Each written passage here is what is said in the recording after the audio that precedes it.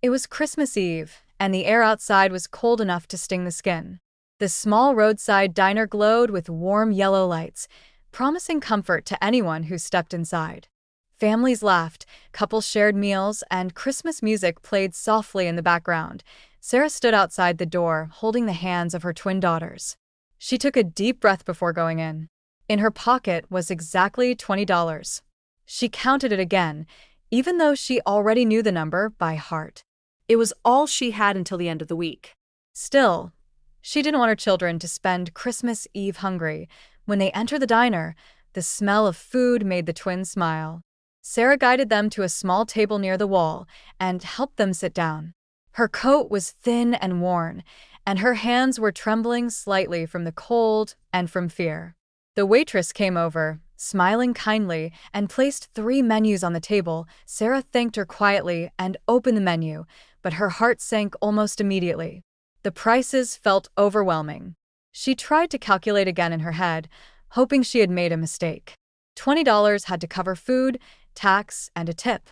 There was no room for error. One of the twins leaned closer and whispered excitedly, asking if they could get pancakes. The other asked for hot chocolate. Sarah smiled weakly and nodded, even though her chest felt tight. She wanted to give them a normal night, even if it meant she wouldn't eat at all. As she stared at the menu, the words began to blur. Her eyes filled with tears, and she pressed her fists against her mouth, trying to stay quiet. She had promised herself she wouldn't cry in front of her children. She had already cried too many times at home, alone. That was when she noticed the noise in the diner fading.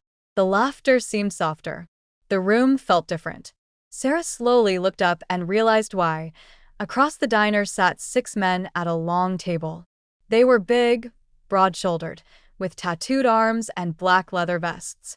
Their faces were serious, worn by years of hard living. They didn't look like the kind of people anyone would want to cross paths with late at night. They were Hell's Angels. Sarah's heart began to race. She felt suddenly exposed, sitting there with her children and barely enough money to pay for dinner. She lowered her eyes again, pulling the menu closer, hoping they weren't really watching her. But they were. One of the men, older than the rest, with a gray beard and tired eyes, leaned forward slightly. He didn't smile. He didn't frown. He just watched quietly, as if he understood something no one else in the room did. The waitress returned to the table and asked if they were ready to order. Sarah swallowed hard. Her voice shook as she spoke. She apologized softly and asked if they could just order 2 kids' meals and water. The twins looked at her, confused. They had noticed the change in her voice. Sarah tried to smile, but the tears escaped anyway. They rolled down her cheeks, and she quickly wiped them away, but it was too late. The diner felt almost completely silent. A chair scraped loudly against the floor. Sarah froze. One of the bikers stood up. The sound of his boots against the floor echoed through the room as he began walking toward her table. Sarah's heart pounded so hard she thought she might pass out. She pulled her daughters a little closer, fear rushing through her mind. The man stopped beside the table.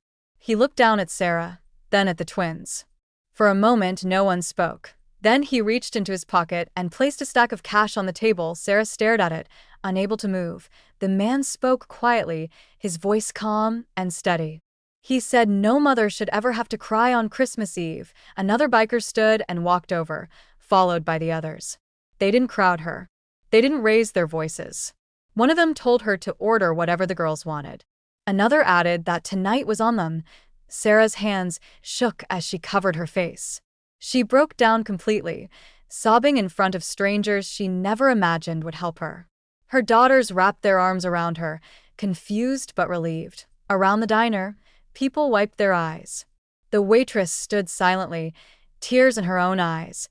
The bikers returned to their table as if nothing extraordinary had happened.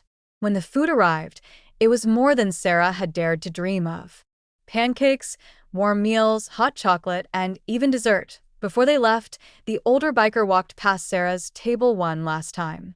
He paused and wished her a Merry Christmas. Sarah looked up at him through tears and whispered thank you. That night, Sarah and her daughters walked out into the cold with full stomachs and lighter hearts. She learned a lesson she would never forget. Sometimes kindness comes from the people you least expect, and sometimes angels don't have wings.